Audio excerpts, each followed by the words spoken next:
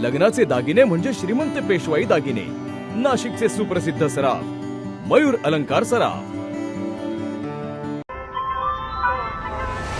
ताज्या बातम्यांसाठी नाशिक न्यूजच्या YouTube चॅनलला सबस्क्राईब करा आणि बेल आयकॉनला प्रेस करा।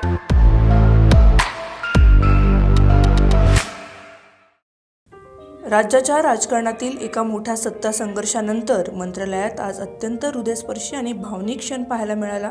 राज्याच्या उपमुख्यमंत्रीपदाची अधिकृत सूत्रे सुनेत्रा पवार यांनी स्वीकारली।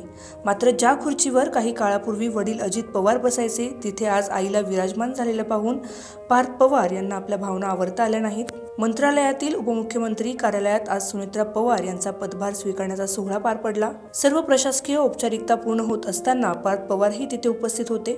अजितदादांनंतर आता आई सुनेत्रा पवार याच खुर्चीवरून राज्याचा कारभार स्वीकारणार हे पाहून पार्थ पवार भावुक झाल्याचे कॅमेऱ्यात कैद झाले। सध्या हा भावनिक व्हिडिओ सोशल मीडियावर तुफान व्हायरल होत असून सत्तेच्या समीकरणात अजित पवार यांच्या जागी सुनेत्रा पवार यांची वर्णी लागल्यानंतर ते आता राज्याचा गाडा कशा पद्धतीने हाकतात याकडे संपूर्ण राजकीय वर्तुळाचे लक्ष लागले आहे।